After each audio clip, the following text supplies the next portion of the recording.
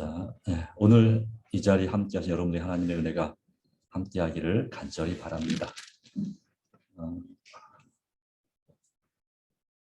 네, 잠깐만요. 뭔가 많군요.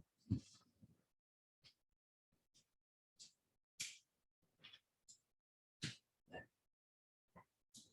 자, 오늘 우리 함께할 말씀은 연말기도주일로서 이 마지막 안식일 말씀인데요. 새 천사의 기별, 이 마지막 시대 튼튼한 토대라는 제목을 가지고 함께 하나님의 말씀을 나누고자 합니다. 오늘 이 자리에 함께 하신 여러분 진심으로 감사하고 또 오늘 우리 또 여기 보이시나요? 우리 오경미 집사님, 손영창 우리 성도님 내외가 같이 또 이 예배에 참석하는 걸 감사드립니다. 네, 한번 인사 좀 해주시고 손 좀 흔들어 주시고 네, 감사합니다. 네, 네, 여기 이쪽이 잘 안 보이지만 한 30여 명 넘게 같이 예배하고 있습니다. 하나님 은혜 함께하길 바랍니다. 네, 자, 오늘 이 말씀은 오늘 본문의 말씀은 요한계시록 14장 6절로 13절 말씀입니다. 요한계시록 14장 6절로 13절 하나님을 함께하길 바랍니다. 네, 조금 조정하겠습니다. 네. 요한계시록 14장 6절부터 말씀 보겠습니다. 오늘 제목이 새 천사의 기별 마지막 시대를 위한 든든한 토대라는 말씀을 가지고 함께하겠는데요. 읽겠습니다. 6절입니다. 또 보니 다른 천사가 공중에 날아가는데 땅에 거하는 자들 곧 모든 민족과 종족과 방언과 백성에게 전할 영원한 복음을 가졌더라.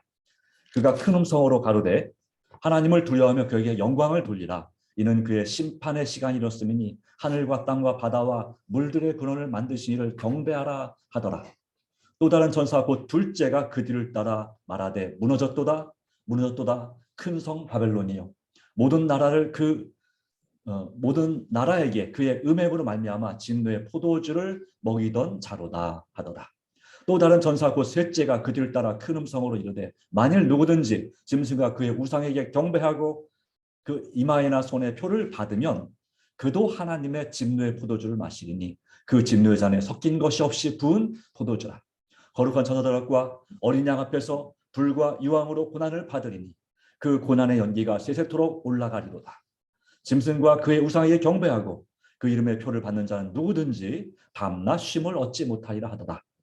12절입니다. 같이 읽겠습니다. 시작. 성도들의 인내가 여기 있나니 그들은 하나님의 계명과 예수에 대한 믿음을 지키는 자니라.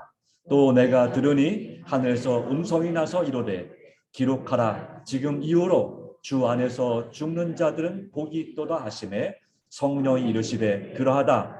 그들이 수고를 그치고 쉬리니 이는 그들의 행한 일이 따름이라 하시더라. 아멘. 이 세 천사의 기별은 우리 재림교회의 아주 중요한 핵심 또 복음, 영원한 복음이 되겠습니다. 이 교회의 굳센 믿음을 흔들려는 이들에게 눈길조차 주지 않으면서 견실하게 방비되어 있는 무리를 이 초기 문집의 계시 가운데 보셨는데요. 하나님은 그들을 흐뭇하게 바라보셨는데 그들에게는 3층 계단이 있었습니다. 그것은 바로 첫째, 둘째, 셋째 천사의 기별이었습니다. 자, 곁에 있는 천사가 말하기를 이 기별에서 벽돌 한 장을 옮기거나 핀 하나라도 흩어놓는 자에는 화가 있을 것입니다. 새 천사의 기별을 제대로 이해하는데 사활이 달려 있습니다. 죽고 사는 것이 우리의 운명이 여기 달려있다고 하는 것입니다.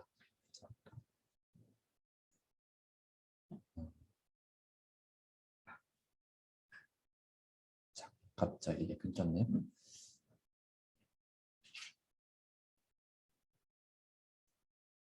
네, 나중에. 네. 네, 유튜브가 좀 끊겼네요. 나중에 이걸 녹화해서 올리도록 하겠습니다. 네. 새 천사의 기별을 제대로 이해하는데 사활이 달려 있는데 이 기별을 어떤 태도로 받아들이느냐에 따라서 사람들의 운명이 엇갈릴 것이라고 말하고 있습니다. 조금 설명이 필요하겠습니다. 연말기도주일에 쭉 참여하신 분들은 이해가 되겠지만 일단 보면 여기에 7절부터 그러니까 7절이 첫째 천사의 기별입니다. 그리고 8절이 둘째 천사의 기별입니다. 그리고 9절부터 13절까지가 또는 12절까지가 셋째 천사의 기별이고 13절은 이제 이 기별의 결론이 되겠습니다. 이 첫째 천사의 기별 17절은 한마디로 말하면 무엇입니까? 바로 하늘과 땅과 바다와 물들의 근원을 만드신 분, 바로 창조주 하나님을 경배하라 하는 것인데요. 왜 창조주 하나님을 경배해야 되는가? 심판의 시간이 이뤘다고 하는 것입니다. 재림전 심판, 누가 구원받을지, 어떤 의인들이, 그러니까 의인들이 구원받는데 누가 구원받는지를 이렇게 심사하는, 그걸 성소를 정결하게 하는 그 기간. 그렇기 때문에 우리는 이 마지막 때 참 하나님을 바르게, 그래서 창조의 기념일인 안식일에 하나님을 바르게 경배하는 이 예배 회복, 이 예배 회복을 강조하는 바로 그것이, 그리고 하나님께 영광을 돌리는 삶, 우리가 믿음으로 사는 삶이죠. 주님께서 어디로 인도하시는지 따라가는 삶, 바로 그런 삶을 살 것을 첫째 천사의 기별은, 이 복음은 우리에게 소개합니다. 그리고 이건 영원한 복음이죠. 이 복음을 깨달아야 된다는 사실입니다. 둘째 천사의 기별은 큰 성 바벨론이 무너졌다고 하는 것입니다. 하나님의 자리에 앉아서 하나님을 대신하고자 하는 그런 세력, 사람에게 영광을 돌리는 세력, 하나님께 영광을 돌리지 않고 하나님 영광을 도리어 자기가 빼앗아 취하는 그 세력은, 세상의 모든 혼잡한 혼란한 세력은 다 무너질 수밖에 없다고 하는 사실을 말씀합니다. 그리고 이제 요한계시록 18장 4절에는 내 백성아 거기서 나오라고, 나와야 산다고 말씀하는 것입니다. 그래서 영적인 바벨론, 이 타락한 교회에서 나와야 되고, 또 세속화된 우리의 마음의 상태로부터 개혁을 하고 주님께로 돌아와야 될, 바로 참 하나님, 천지와 만물을 창조하신 하나님께로 돌아오라는 간절한 하나님의 호소가 조금 무섭게 들려지기도 합니다. 마치 어떻게 보여지는 거냐면, 어린 아이가 멋모르고 그 가스레인지 불을 만지려고 할 때, 또 뜨거운 냄비를 만지려고 할 때 엄마는 어떻게 할까요? 바로 옆에 없을 경우에는 아이에게 소리를 치게 돼 있습니다. 만지지 말라고. 깜짝 아이가 놀라면 그 소리를 치게 돼 있습니다. 왜요? 그걸 만지면 다치니까, 큰 일을 당하니까. 근데 아이는 모르는 거죠. 하나님께서 마찬가지입니다. 이 세 천사의 기별은 바로 그와 같은 하나님의 정말 크게 외쳐서 말씀하시는 경고의 호소입니다. 네. 그것을, 그 재앙을 받지 말고 그 무너지는 데 같이 있지 말라고 하는 것이죠. 네. 이제는 괜찮겠지, 언젠가 내가 나올 수 있겠지 생각하지만 그 세상에 우리가 계속 머물러 있으면 우리는 정작 나올 때는 발이 묶여서 못 나오는 것입니다. 언젠가 아마 얘기 들으셨고 또 아시는 분도 있을 겁니다. 나이아가라 폭포 위에서 그 얼음 덩어리 위에 사슴이 한 마리 죽어 있는데 그걸 뜯어먹으려는 독수리가 그걸 뜯어먹으려고 덮쳤다 이거죠. 내려앉았다 이거죠. 그런데 이 독수리는 압니다. 이걸 적당히 뜯어먹고 날아가야 된다는 것을 압니다. 그리고 이제 폭포에 떨어지기 전에 내가 날아오르면 되겠지 하고 그 바로 사슴 고기를 뜯어먹고 있습니다. 그런데 문제가 생겼습니다. 이제는 이제 폭포가 정말 가까워서 지금 이제 날아가자면 죽게 생겼어요. 이제는 날아오려고 하는데 문제가 됐습니까? 발톱이 얼음에 박혔어요. 빠지지 않는 것입니다. 네, 마치 그러면 어떻게 됐겠습니까? 그 다음은 결과는 뻔하지요. 네. 마치 지금 세상에 살아가고 있는 우리의 모습이 그와 같다고 하는 것입니다. 우리 발이 세상에 딱 묶여가지고 나는 그걸 깨닫지 못하고 있는 거죠. 이제 적당히 있다가 빠져나오면 되겠지. 아닙니다. 바로 지금 빠져나오지 않으면 그때는 나중에는 없다고 하는 것입니다. 그리고 한번 그 짐승의 표 손에나 이마에 받으면 그것이 바로 우리 사상을 딱 올가매고 우리 형편을 딱 붙잡아서 빼도 박도 못하게 만듭니다. 일제시대 때 우리 교회가 작은 교회이기 때문에 강제 해산을 당했죠. 강제 해산을 당할 때에 반내현 목사님의 기록에 하면 반내현 목사님, 그분 이제 반내현 이제 청년이었었는데 그것도 그 동네에서 힘께나 쓰는 청년이었어요. 불량배들의 대장을 했었어요. 네, 그랬는데 그를 회개시켜서 교인이 되게 만들었는데 이 교회가 강제 해산되고 그리고 교회에서 복음을 전하는 목사님들에 대해서 이 일제 총독부에서 강제로 딱 올가맨 거예요. 복음을 절대 전하지 말라. 네. 교회를 열지 말라. 교회로 다 폐쇄하고 그런 상황에서 소문을 들으니까 자기에게 전도했던 그 목사님이 신앙생활을 안 한다는 거예요. 깜짝 놀래가지고 이 반내연 이제 집사님이 되신 분 이분이 그 자기를 인도한 목사님을 찾아갔습니다. 그런데 반응이 얼마나 싸늘하고 냉담한지 나는 어쩔 수 없다. 내가 복음을 전했다가는 내가 감옥에 투옥되고 내 가족들도 먹고 살 길이 없어져서 도저히 어떻게 할 수가 없다. 그래서 정말 눈물을 흘리며 호소했지만 도저히 통하지 않아서 포기하고 돌아왔다는 그런 얘기가 있습니다. 예, 안 그럴 것 같은데 지금 현재 상황에서는 전혀 그럴 일이 없을 것 같은데 위기가 닥치면 그렇게 정말 신실하고 믿음이 정말 좋아 보였던 그러한 성도들, 그런 목사님들도 신앙을 헌신짝처럼 내버리고 전향할 수 있다고 하는 예를 보여주는 것이 바로 일제시대에 일어났던 사건입니다. 물론 그분들 중에 많은 분들은 일제시대가 끝나고 해방된 다음에 다시 회개하고 하나님께로 진리 가운데 돌아오긴 했습니다. 그런데 이제 이 마지막 때 이 쇠천사의 기별이 실질적으로 성취될 때는 더 이상 돌아올 기회가 없어집니다. 왜냐하면 이 심판할 시간이 이렇다고 하는 말씀은 우리에게 뭐가 주어지면 은혜의 시간이 주어져 있는 거예요. 은혜의 시간. 네. 그래서 아직까지는 회개할 수 있고 아직까지는 주님을께로 돌아올 수 있는 시간이 주어져 있는 것입니다. 그런데 그 시간이 딱 맞춰지게 되면 그때는 더 이상 회개할 수도 없습니다. 네. 그리고 더 이상 이 멸망당할 수도 없게 되는, 이미 구원받은 사람들은 그 죄의 유혹에 넘어가서 멸망당할 수도 없게 되는 그런 형편이 정해지게 되는데 그런 일이 있기 전에 주님은 우리에게 뭐라고 말씀합니까? 나오라고 말하는 것입니다. 네. 우리는 그렇기 때문에 이 진리가 아닌, 이 참 진리가 아닌 다른 오류가 섞여 있는 일반 교회, 또 다른 종교인들, 그리고 아무 종교 없는 분들, 세상에 빠져 사는 사람들을 이제 빨리 나오라고 호소해야 될 사명을 가진 천사가 바로 누구냐면 저와 여러분인 거죠. 그리고 또 우리 자신도 이 세속화, 세상을 사랑하는 마음, 예수님 바라보는 대신에 세상에 재밌는 것들 많이 바라보고 있고 거기에서 그냥 거기에 붙잡혀 살고 있는 우리의 상태를 이제는 정말 정신을 차리고 성령의 도우심을 힘입어서 회개하고 나와야 될 때가 있다면 바로 지금인 것입니다. 지금 정신 차리지 않으면 혹시 여기 계신 여러분들 간신히 구원받을 수 있을지 모르지만 여러분의 가족들은 구원받을 길이 없을지 모릅니다. 그건 얼마나 안타까운 일입니까? 그렇죠? 근데 지금 내가 정신을 차리면 나만 구원받는 것이 아니라 내 가족들과 친척들과 친구들이 구원받을 수 있는 길이 마련되는 것입니다. 그렇기 때문에 나중에 언제 기회가 되면 시간 나면이 아니라 바로 지금 주님 앞에 회개하고 돌아오는, 세상에서 떠나는, 세상에 대한 애착을 버릴 수 있도록 도와주시기를, 그리고 하나님, 예수님을 내 삶에서, 매일 삶에서 최고의 우선순위로 그렇게 삼기를 간절히 기도해 주시기 바랍니다. 하나님께서 도와주실 믿습니다. 9절부터 12절까지는 셋째 천사의 기별인데요.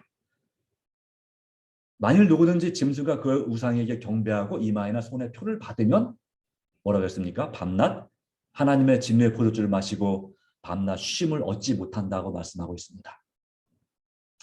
그 말씀처럼 그 말씀처럼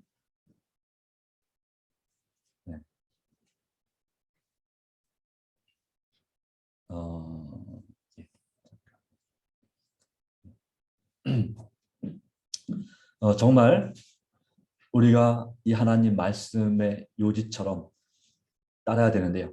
이것은 어떤 기별이냐면, 이것도 강력한 하나님의 호소지만, 누구든지 이 짐승으로 표현된 요한계시록 13장에 나온 그 짐승, 첫째 짐승인 이 천주 교회의 그 가톨릭의 그 가르침을 따르지 말라고 하는 것이죠. 그리고 그의 우상, 타락한 모든 기독교 그 연합의 그 모습을, 그것을 따르지 말라고 하는 그 기별입니다. 이것을 우리가, 그리고 그렇게 할 때는 진정한 쉼이 없고 결국 하나님의 진노의 포도주, 바로 하나님의 진노의 심판을 당할 수밖에 없다는 사실, 최후의 심판도 들어가는 길이라는 사실을 우리에게 말씀하면서 경고하고 있는 것입니다. 그래서 이 마지막 때는 둘 중에 하나를 선택해야 됩니다. 참 하나님을 경배하든지 아니면 거짓 하나님, 거짓 우상을, 그 신앙을 따라가든지, 우리는 둘 중에 하나 선택할 수밖에 없는데, 말씀은 이 성도는 바로 거기서 나와서 이 하나님의 인인, 하나님의 계명 속에 있는 하나님의 안식일을 기억하여 거룩히 지키고, 그리고 내적으로는 성령으로 충만함을 받으라 하는 것입니다. 근데 그 일이 어떻게 가능한가? 예수님께서 주신 믿음으로 가능하다 하는 것입니다. 그래서 하나님의 계명과 예수에 대한 믿음을 지키는 자니라라고 하는 것입니다. 그러니까 예수님께서 주신 믿음을 우리가 회복해야 됩니다. 그 믿음이 있어야 우리는 하나님의 안식일도 기억하여 거룩히 지키고 하나님을 사랑하고 이웃을 사랑하는 것을 실천할 수 있습니다. 그런데 그 믿음이 없으면, 예수님에 대한 믿음과 그분에 대한 증인이 되지 못하면 우리는 당연히 하나님의 계명도 지킬 수 없고, 그러면 누가 우리 마음을 지배하게 될까요? 하나님의 계명을 지키셨으면 사람의 계명을 따르게 됩니다. 짐승의 표를 받게 됩니다. 짐승의 표는 뭐라고 했습니까? 그 교회의 권위의 표, 바로 일요일을 법으로 강요하게 될 때 그것이 짐승의 표가 된다고 했죠. 그 표를 받는 사람들은 성령의 지배가 아니라 악령의 지배를 받는 것입니다. 그래서 성령의 인이 아니라 악령의 인을 받는 것입니다. 그러니까 하나님의 인치는 건 두 가지가 있어요. 첫 번째는 내적인 인. 내가 예수님을 믿음으로써 정말 전적으로 하나님을 의지할 때 받는 성령 충만함을 구할 때 받는 성령으로 인침받는 것입니다. 내 마음이 주님 안에서 주님과 동행하는 사람이 되고 하나님과 친밀한 교제를 나누는 사람, 하나님 뜻대로 살아가는 삶이 되는 것이죠. 바로 그럴 때에 외적인 인침이 있는데 그것이 바로 하나님의 인, 바로 안식일을 기억하여 거룩히 지키는 것입니다. 이것도요, 안식일 지키는 것도 날짜만 지킨다고 해서 지키는 것은 아닙니다. 그렇죠? 그 하나님께서 하라고 한 대로 그대로 지켜야 합니다. 정신을 살려서, 안식의 정신을 살려서 정말 사사로운 일을 하지 아니하고 또 오락을 행치 아니하고, 그리고 하나님께 주신, 예수께서 말씀하신 선을 행하는 삶을 안식일에 보내야 됩니다. 근데 그것이 쉽냐라고 말할 때 거의 불가능하다고 말씀하고 있는 거죠. 왜 불가능합니까? 바로 그것은 우리 자신의 힘으로는 안 되는 것입니다. 성령님의 역사가 있어야 되는 것입니다. 이 믿음은 어디서 나옵니까? 말씀에서 나옵니다. 말씀을 들을 때 그 믿음이 생기는 것입니다. 그런 의미에서 우리는 주님의 도우심과 은혜가 절대적으로 필요한 것입니다. 자, 이런 배경 가운데서 우리가 주님 안에서 죽는 자들은 복이 있다라고 하는 말씀을 하고 있고, 우리에게는 우리가 하나님의 제칠 안식일을 포함한 하나님의 계명과 또 예수님의 믿음을 가지고 이 세 천사의 복음을 충분히 이해하고 그 기별을 지킬 때, 전파할 때 우리에게는 진정한 쉼이 있을 것을 주님은 말씀하고 계시는 것입니다. 네. 자, 다시 돌아가세요. 네. 내려갑니다.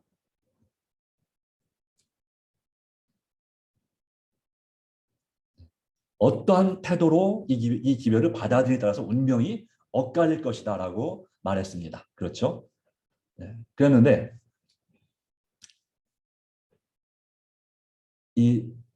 이것은 쉽게 얻는 경험이 아니라고 말씀하고 있습니다. 이 셋천사의 기별을 깨닫고 그 말씀대로 선신하고 준비하는 것은 엄청난 고통과 극심한 투쟁으로 얻은 것이다. 하나님은 그들의 한 걸음 한 걸음 인도하여 마침내 견고하고 흔들림 없는 기초 위에 서게 하신다고 약속을 주시고 있습니다. 그러니까 이 믿음의 삶은 그냥 쉽게 되는 게 아니고 하나님의 도우심이 전적으로 필요한 것입니다. 그것이 없이는 되지 않는 것입니다. 네.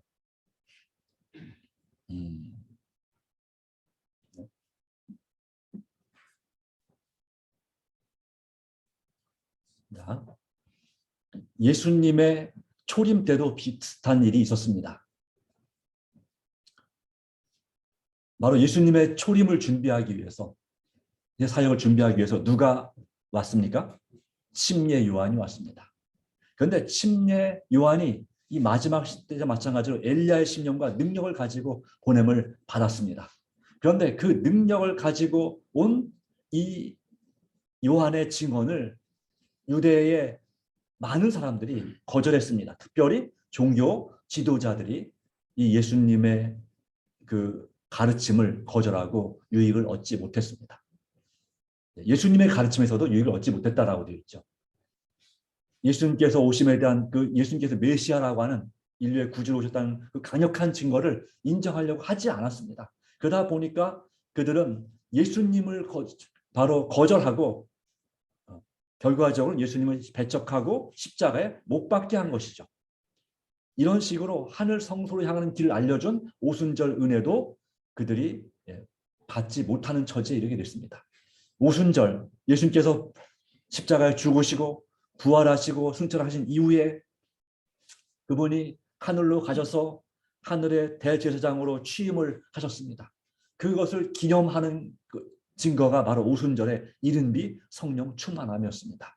근데 그때 이제 성령 충만을 받은 제자들이 그 복음을 전파할 때 하루에 3,000명 그리고 그 다음에 또 5,000명이 회개하는 역사가 일어났지만 안타깝게도 여전히 그 유대 종교 지도자들은 그를 거절하고 받아들이지 못했다는 사실을 우리는 보여주고 볼 수 있습니다.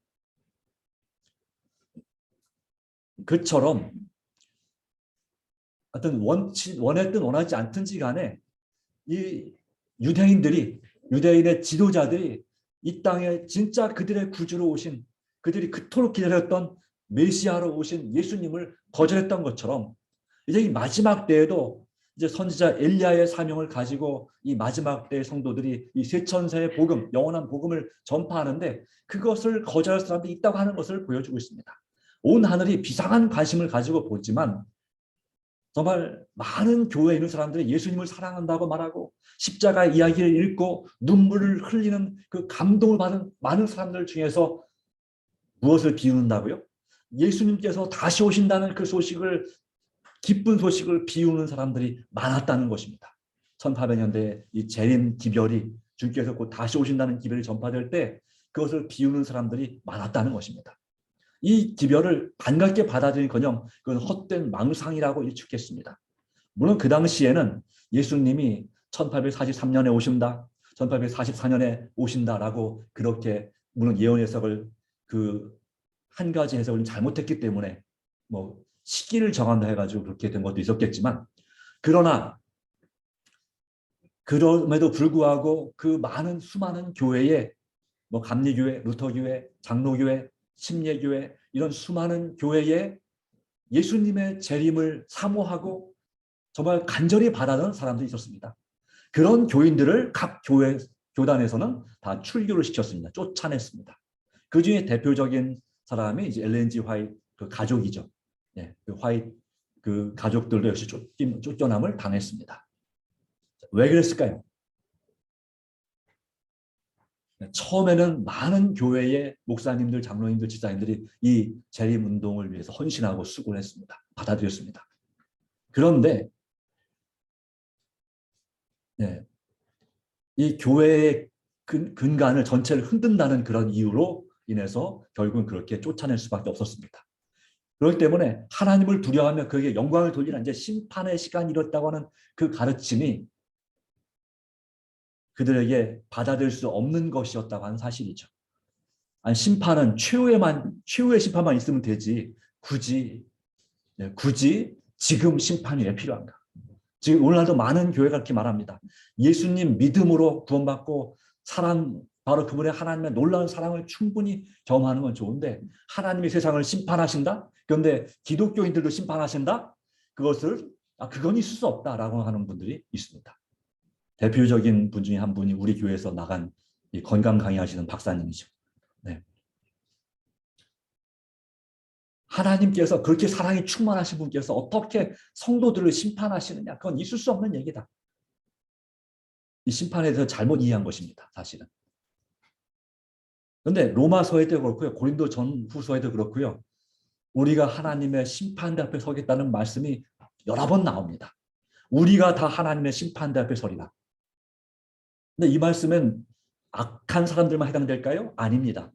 여기서 말하는 우리가라고 말할 때 우리는 교회 전체를 가리킵니다. 그러니까 사도 바울이 속해 있는 그 교회 전체가 다 하나님의 심판대 앞에 설 것을 말씀하고 있습니다. 이렇게 돼서 우리가 심판대 앞에 서긴 서지만 바로 그 심판대에서 설 수밖에 없는 이유는 사단이 그리스도인들을 고소했기 때문에 그렇습니다. 의인들을 고소했습니다. 그래서 그 억울한 것을 이 재판정에서는 두 가지가 있는 거죠. 죄를 밝혀서 진상을 밝혀서 그 억울한 사람들은 어떻게 돼요? 그 억울한 것을 풀어줘야 돼요. 무죄 선언을 해야 됩니다. 그리고 진짜 죄 지은 사람들을 정죄해서 이제 유죄 판결을 내려야 되는 것입니다. 그러니까 하나님의 재림전 심판의 성격은 바로 그런 성격이 있습니다. 의인들에게 이것이 복음인 이유는 의인들이 억울하게 세상에서 대접받고 있는 그 모든 것을 하나님께서 다 바르게 공정하게 재판하셔서 그것을 이제 무죄 선언을 하시는 거죠. 이든 예수를 믿음으로써 구원을 받았음을, 그리고 그 모든 죄가 있는 것이 사실이지만 그 죄를 진정으로 회개했기 때문에 다 용서를 받았다고 선언하는 것입니다. 그리고 도리어 그들을 저주하고 비난했고 죄를 뒤집어 씌웠던 그 의인처럼 보였던 그런 실상은 악한 사람들, 악인들에 대하여 정죄를 선언하시는 것이 바로 이 재림전 심판입니다. 그렇기 때문에 이 심판, 이 뒤틀려진 세상, 원래는 어떻게 되냐면요, 하나님을 사랑하고 이웃을 사랑하는 것이 이 성도에게 주어진 복입니다. 본질적인 복입니다. 그러면 그 사람들은 어떤 복을 받게 돼 있어 덤으로 바로 생명적, 물질적, 풍요로운 삶, 축복을 받게 되는 게 정상이에요. 그러니까 하나님 말씀대로 믿음을 산 사람은 가난하게 살 필요가 없고 살 수 없고 정말 건강하고 그리고 풍요롭게 살 수 있게 되는 게 하나님께 원래 정하신 법칙이에요. 그리고 본질적인 저주는 뭐냐면요, 하나님을 사랑하시는 대신에 자기를 사랑하고 이웃을 사랑하는 대신 이웃들로부터 사랑만 받으려고 하는 그런 이기적인, 희생할 줄 모르는 사랑, 그것이 바로 저주입니다. 그것에 대한 그 덤의 저주가 바로 뭐냐면 물질적, 생명적 황폐예요. 병들고 여러 가지 어려움을 당하고 가난하게 되고 정말 힘들게 되는 상황이에요. 그게 정상이에요. 그런데 사단이 개입을 했어요. 그래서 어떻게 했습니까? 그걸 꽈배기 꽂듯이 꽈버렸어요. 그렇게 돼서 하나님을 잘 믿고 선을 행하는 사람이 도리어 환난과 어려움을 당하고 또 병에 걸리고 고난이 있는 것입니다. 반면에 하나님을 전혀 상관없이 사는 사람들이 뭐 더 세상적으로 잘 되고 뭐 가족들도 자손들도 복을 받고 막 그런 일이 벌어진 것입니다. 그것이 언제부터 있었던 것입니까? 이 성경 시대에부터 있던 거예요. 지금 이 시대에만 있는 게 아니라 아주 고대로 수천 년 동안 그런 일이 있어 왔습니다. 그렇기 때문에 하박국 선지자 같은 경우는 그걸 하나님께 따집니다. 하나님 어떻게 이런 일이 있습니까? 이것은 정상이 아닙니다. 네. 이렇게 돼서는 안 되는 것입니다. 네. 바로 그와 같은 것들을 하나님께서 다르게 이제 바로잡아주는 것이 바로 무엇입니까? 이 재림전 심판인 것입니다. 근데 그 심판을 많은 교회가 이건 정말 사랑의 하나님께서 그런 일을 절대 하실 리 없다 해서 거절한 거죠. 그렇기 때문에 쫓아낸 것입니다. 그런 심판을 주장하는 이 재림 기별, 특별히 세 천사의 기별, 첫 번째 천사의 기별을 전파하는 사람들을, 그 첫째 천사의 기별을 거절했습니다. 그러니까 그들은 둘째 천사의 기별, 바벨론이 무너졌다는 기별에 대해서도 의익을 얻지 못하죠. 왜요? 그들 자신이 바벨론에 속해 있으니까 바벨론이 무너졌다 그러면 우리가 무너졌다는 얘기냐? 받아줄 수 없죠. 그렇죠? 만약 여러분들에게 여러분이 바벨론이다 그러면 여러분 좋게 받아들이겠어요? 아니면 회개하겠어요? 아니면 거절하겠어요? 네. 네. 어떤 사람들은 우리 제7일 예수 재림교회가 바벨론이라고 그렇게 주장하는 분도 있어요. 네. 있어요. 그런 분들이. 자, 기분 좋은 건 아니죠. 너희가 바벨론이다 그러면. 그렇죠? 바벨론이면 망한다는 얘기인데, 무너진다는 얘기인데, 네. 그렇기 때문에 이 첫째 천사의 기별, 참 하나님을 바르게 경배하는 참 안식일을 회복하고 참된 신앙을 회복하는 것을 거절한 사람들은 그 바벨론에서 나오라 할 때 그걸 나올 리가 없고 나올 수가 없는 거예요. 그리고 당연히 이 둘째 천사의 기별에서도 레벨사가 거기서 나와. 그런데 아니 여기가 진리인데 어디로 가란 말이냐 이렇게 되는 거예요. 그죠? 우리가 있는 데가 진리가 아니고 오류가 섞여 있음을 깨달으면 진리를 찾아 나갈 텐데 우리가 진리인데 우리한테서 우리 보고 나오라고. 네, 너희가 우리한테 와야지 이렇게 되는 거죠. 그래서 박해가 일어날 수밖에 없는 형편입니다. 그리고 앞에 이 두 메시지, 첫째 천사의 기별과 둘째 천사의 기별을 거절하게 되면 이제 예수님께서 성소 봉사를 끝내시고 지성소 봉사를 들어가시는 그 셋째 천사의 기별도 아무런 빛을 발견하지 못하게 되어 있습니다. 그러므로 이렇게 이제 복음이 있고 영원한 복음이 있는데요. 예수님을 십자가 못 박아버린 유대인들처럼 이제 허울뿐인 교회들은 이 세 천사의 기별을 십자가에 못 박아버렸고 결과적으로 지성소로 들어가는 그 길에 대해서 완전히 무지해지고 거기 계신 예수님의 중보 사역에 어떠한 유익도 얻지 못하는 모습을 나는 보았다 그랬습니다. 유대인들은 이제 예수님께서 십자가에 돌아가신 다음에 어떻게 했습니까? 돌아가신 그날 그 성소와 지성소를 가리는 그 휘장, 두꺼운 휘장이 있었어요. 얼마나 무거운지 이 장정, 청년 10명이 그걸 간신히 달고 내릴 수 있는 그런 두꺼운 휘장이. 근데 그것이 예수님께서 십자가에 달려 돌아가시니까 다 이루었다. 아버지 내 영혼을 아버지 손에 부탁하나이다 하는 순간 지진이 나면서 이 지성소와 성소를 가리고 있는 이 휘장이 이 세로로 대각선으로 쫙 찢어져 버렸어요. 인간의 힘으로 도저히 못 찢을 만한 것이 천사의 손에서 아주 그냥 쫙 찢어져 버렸어요. 그건 뭘 의미했습니까? 이제 진짜 참된 제물인 예수님께서 오셔서 십자가의 죽으심으로 참된 제물이 드려졌기 때문에 이제 그동안 그 모델, 그림자였던 이 짐승을 잡아 제사드리는 제사는 더 이상 이제 의미가 없다. 성취가 되었다는 사실을 말하는 것이에요. 그럼에도 불구하고 유대인들은 그 이후로 소위 31년 그 사건이 있은 이후로 소위 70년 이 성전이 완전히 불타 없어질 때까지 40년 동안 여전히 아침 저녁으로 절기 때마다 이 양을 잡아서 또 소를 잡아서 염소를 잡아서 제사를 드렸던 것입니다. 그것이 다 뭐였다? 하나님 실상은 헛된 것이었다. 아무 유익도 얻지 못하는 것이었다.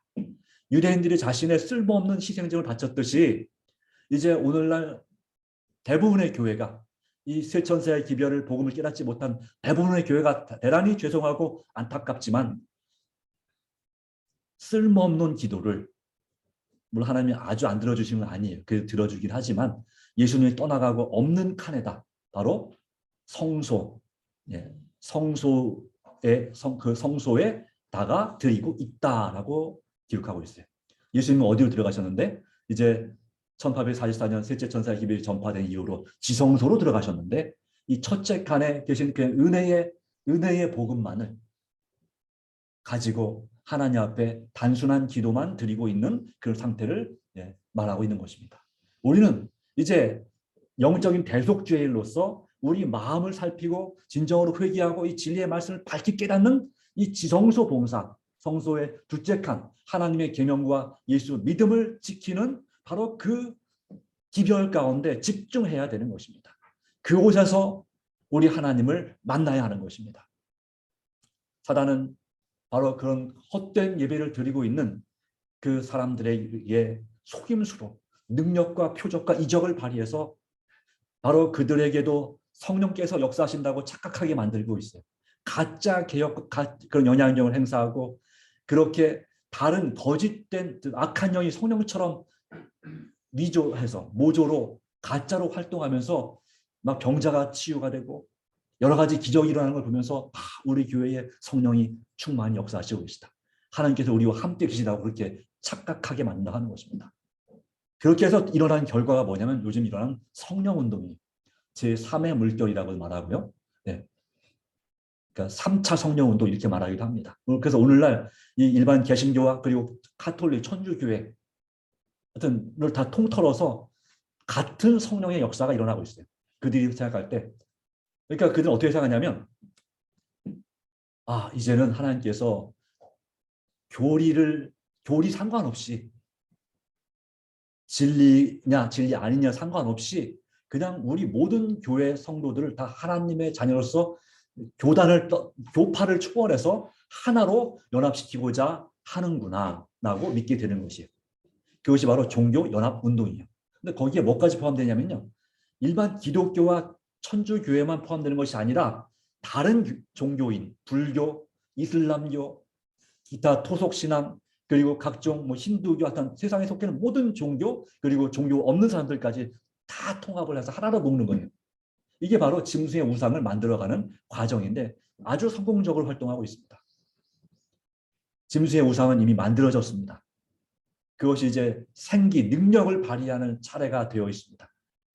바로 그런 상황이에요. 그래서 하나님께서 그들을 위해서 놀랍게 역사하신다고 믿고 있어요. 물론 하나님께서 그들의 개인적인 기도를 아주 안 들어주시지 않습니다. 우리 극동방송에서 듣는 그 많은 그 진실한 그 교인들의 그 기도와 간증, 바로 그것을 주님께서 여전히 귀하게 보시는 건 사실입니다. 그러나 그 교회들은 안타깝지만 진리에 오류가 섞여 있습니다. 하나님께서는 이 마지막 때에 바로 그러한 흥부는 금세 사그러지고 세상과 교회 형편은 이전보다 더욱더 심각해질 것이라고 말씀하고 있습니다. 오늘날 그토록 우리 대한민국에도 그토록 교회가 많은데 심지어 약국보다 교회가 더 많다고 합니다. 약국보다 더 많아요. 네. 그런데 어떻습니까? 교회가 적었을 때 이 적어도 1970년대 이전에는 이 교회가 이 세상을 변화시키고 정화시키는 그런 계몽 활동을 제대로 했습니다. 그래서 많은 사람들이 회개하고 그 생활 습관을 바꿨습니다. 그런데 그 이후로 어찌된 영문인지 이 교회가 그렇게 더 많아졌고 교인 수도 수천만에 이르는데 전 지구적으로 마찬가지고요. 교인은 많아졌는데 세상은 더 악해지고 더 타락해지고 더 문제가 많아지고 있습니다. 왜 그럴까요? 이유는 분명합니다. 그들에게 진리의 말씀만을 의지하지 않는 것입니다. 그들이 바로 이 영원한 복음을 받아들이지 않은 것입니다. 말씀을 중심으로 하지 않으면 하나님을 믿긴 믿지만 껍데기처럼 그냥 믿는 것입니다. 이름뿐인 바로 신자들이 되는 것입니다. 하나님께서는 저와 여러분들이 이름뿐인 재림 신자들이 되지 않기를 간절히 바라십니다. 정말 내가 실질적으로 현실적으로는 내가 이름뿐인 재림 신자를 할지라도 낙심하지 말고 정말 회개하고 하나님 앞에 정직한 사람으로 다시 서라 하는 것이 오늘 주님의 기별입니다. 다시 일어서라 이것입니다. 여기도 나와 있죠. 나는 이름뿐인 재림신자들이 그리고 타락한 교회 안에서도 하나님의 정직한 자녀들이 있는 것을 보았다. 재앙이 쏟아지기 전 목사와 교인들은 그 교회를 떠나 즐겁게 진리를 받아들일 것이다. 그러니까 하나님께서는 이 셋째 천사의 큰 외침을 통해서 하나의 진리로 이 모든 교파를 초월하여서 하나의 진리의 백성 가운데 하나님께서 모아드리는 그 추수 작업을 시작하신다 하는 것입니다. 그러나 빛이 환하게 밝혀지고 정직한 자들은 모든 타락한 교회를 떠나 남은 무리와 같은 편이 될 것이다. 자, 여러분에게 묻습니다. 여러분의 마음은 정직합니까? 적어도 하나님 앞에 정직하려고 마음 먹고 계십니까? 어떻습니까? 아니면 내 마음은 교활합니까? 뭔가 좀 하나님을 잘 어떻게 이용해 먹고 어떻게 좀 그렇게 복만 좀 받아보려고 하는 생각 갖고 있습니까? 아니면 정직한 마음으로 하나님 앞에 예배하러 왔습니까? 아마 여러분들은 마음이 제가 볼 때는 간사한 분이 한 분도 없는 것 같습니다. 네, 이렇게 머리를 써가지고 적당하게 믿고 적당히 복받고 이렇게 생각하는 사람은 별로 거의 없는 것 같습니다. 모릅니다. 물론 예수님의 12 제자 중에도 물론 그랬던 것처럼 7 집사 중에도 그랬던 것처럼 그러나 여러분들이 정말 마음이 정직한 마음을 갖고 있다면 더욱더 하나님을 의지함으로 하나님 편에 서시게 되기를 간절히 바랍니다. 여러 가지 말씀이 많지만 정리합시다. 네, 넘어가고요. 자, 주님은 말씀하십니다. 한번 읽어볼까요? 수고하고 시작. 수고하고 무거운 짐진 자들아 다 내게로 오라. 내가 너희를 쉬게 하리라. 나는 마음이 온유하고 겸손하니 나의 멍에를 메고 내게 배우라. 그리하면 너희 마음이 쉼을 얻으리니 이는 내 멍에는 쉽고 내 짐은 가벼움이라 하시는 이 초청에 나는 흔쾌히 대답하고 있는가. 기쁘게 대답하고 있는가? 혹시 이러진 않습니까? 수고하고 무거운 짐진 자를 다 내게로 내가 너희 쉽게 하리라. 이 말씀에는 예, 그렇게 하겠습니다. 그런데 그 다음 말씀, 나의 멍에를 메고 내게 배우라. 저보고 멍에를 메라고요? 이거는 혹시 전 이건 대답 못하겠는데 이러고 있지 않습니까? 네, 주님께서 주시는 멍에를 매야 합니다. 사명과 의무의 짐을 져야 합니다. 그리고 그렇게 될 수 있는 힘을, 은혜를 주님께서 주시겠다고 약속하고 계십니다. 예수님께서도 바로 하나님께 주신 멍에를 메고 그 길을 가셨습니다. 우리는 그리스도인입니다. 그러므로 하나님의 입으로부터 나오는 모든 말씀을 믿는 것이 우리 자신의 의무라고 나는 여기고 있는가? 정말 예수님을 아는 지식이 나에게 가장 귀하고 다른 것은 다 해로 여기고 있는가? 아직까지는 많이 부족할 줄 믿습니다. 성령께서 우리를 참으로 붙잡아 주시고 인도해 주셔서 정말 하나님께 영광을 돌리는 우리 삶이 되게 해주시기를 간절히 바랍니다. 그리고 정말 이 새 천사의 영원한 복음을 더 깊이 연구하셔서 깨닫고 이 기별을 여러분의 가족과 지인들의 힘있게 증거할 수 있도록 지금 바벨론에서 나오시기를 간절히 바라면서 말씀을 줄입니다. 네.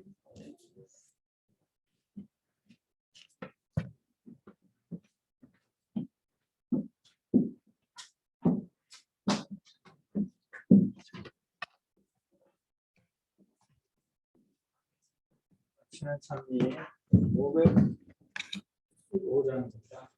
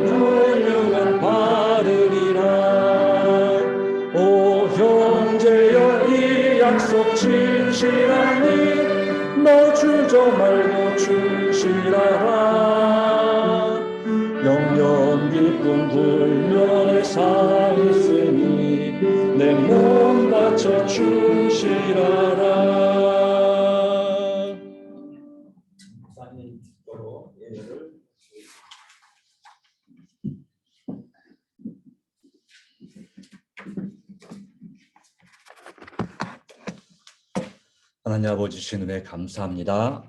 이 시간 주신 은혜 가운데서 우리가 믿음으로 은혜로 살 수 있도록 참으로 도와주시고 정말 주님 뜻하신 길을 따라서 살아갈 수 있도록 도와주시기를 간절히 바랍니다. 오 주님, 우리 자신이 여러 가지로 부족함으로 정말 이 복음을 충분히 이해하지 못하고 세상에 빠져 살 때가 얼마나 많은지 이제 주님께서 우리에게 성령으로 역사하여 주시고 예수님의 믿음을 회복하게 해주셔서 이 마지막 때에 이 복음을 힘있게, 영원한 복음을, 이 새 천사의 기별을 힘있게 전파할 수 있도록 준비시켜 주시옵소서. 우리의 드리는 기도가 참으로 진실하게 하시고 우리 마음에 정직하게 하시고 우리에게 사명을 주시는 예수님의 그 음성에 반응하여 믿음으로 살아가도록 도와주시기를 간절히 바랍니다. 하나님, 오늘 우리의 드리는 개인적인 기도에 응답하여 주시고 우리 마음의 위로와 감동과 은혜를 베풀어 주심을 믿습니다. 주님께서 끝까지 인도해 주시고 복의 복을 더하여 주시옵소서. 우리 주님 주시는 은혜가 온전히 함께 하시는 믿사하며 우리를 참으로 사랑하시는 예수님의 이름 받들어 간절히 기도드리옵나이다. 아멘.